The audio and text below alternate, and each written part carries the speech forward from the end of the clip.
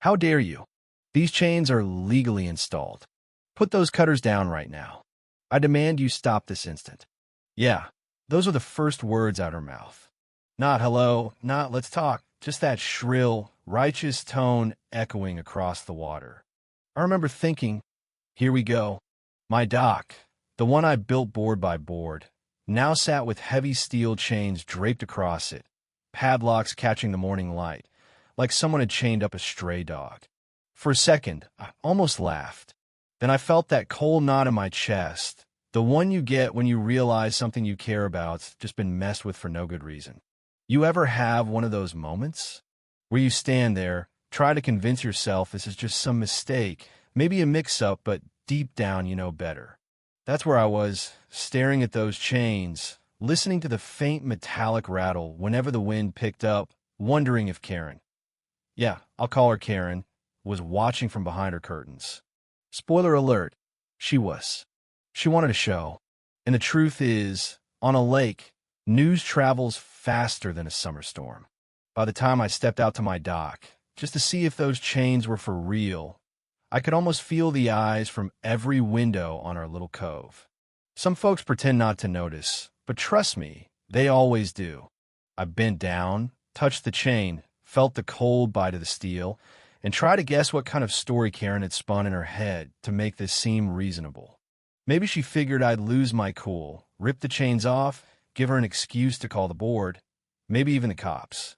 Or maybe, deep down, she was hoping I'd just slink away, take the dock apart, pretend it never mattered. People sometimes push hard hoping you'll push back in the wrong way, so they can be the victim.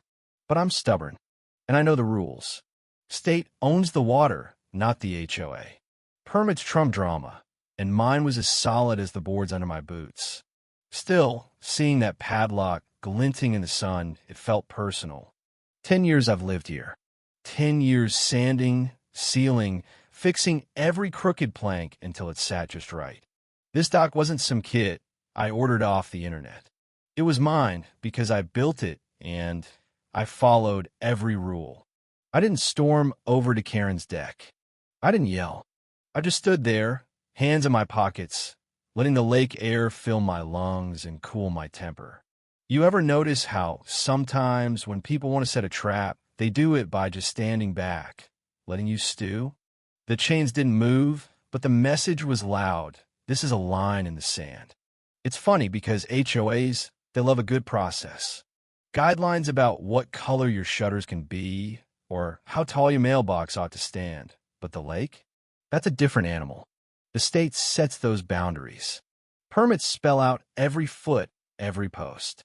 And everyone forgets, especially the loudest ones, that you can't just make up rules because you want control. Back at my workbench, I pulled out every scrap of paper, permits, inspection notes, every renewal letter. I knew they were up to date, but it's amazing how holding the paperwork in your hands can settle nerves. That dock wasn't out of compliance. The only thing out of line was Karen's ego. That afternoon, the notice went up on my door. Forced removal, big words, no weight.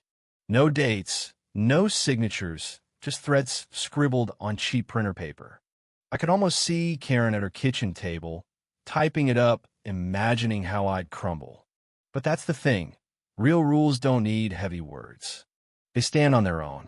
You see, when someone tries to scare you into acting fast, it usually means they don't have much to stand on. So I did what I always do. I slowed down. Took photos, organized my papers, logged everything. And then I made my calls. County, state, property manager. Every conversation the same. Chains on my dock. No proper warning, no hearing, just some neighbor playing sheriff. Each time, the person on the other end confirmed what I already knew. They can't block access. They can't enforce what the law doesn't back up. Days went by. Emails stacked up. More threats, more noise. But you know what? The more someone pushes, the easier it is to see they're just trying to outshout the facts. I kept documenting, kept breathing. And I waited. It was the county's email that finally turned the tide. Enforcement paused, pending review of HOA procedures. That was the sentence that did it. Suddenly, it wasn't me on defense. It was the board scrambling to explain themselves. And Karen? I saw her out on her deck, arms crossed, shoulders sagging just a bit. That spark in her eyes dulled by something she hadn't counted on, real authority stepping in. Then came the day the sheriff showed up, tires crunching the gravel, badge shining. He listened, calm, measured, then asked for my permit. One look, and he nodded. No questions. Karen tried her usual routine, talking over everyone, tossing out bylaws like confetti. But the sheriff just raised his hand, told her what no one else had the guts to say out loud. You can't chain a dock you don't own. State water, state rules. He walked down to the dock, checked the chains, then fetched the bolt cutters from his truck. 2 sharp snaps later, the chains fell loose, heavy links landing with a dull thud that sounded an awful lot like justice. You ever hear a sound and feel a weight lift off your chest? That was it. I didn't gloat, didn't even look at Karen. I just let my hand rest on a newly freed wood, let the lake breeze wash over me, and felt the world tilt back to where it belonged. A couple days later, county emails again. This time, they want the HOA to review their enforcement policies and pause all action on docks. The board goes quiet.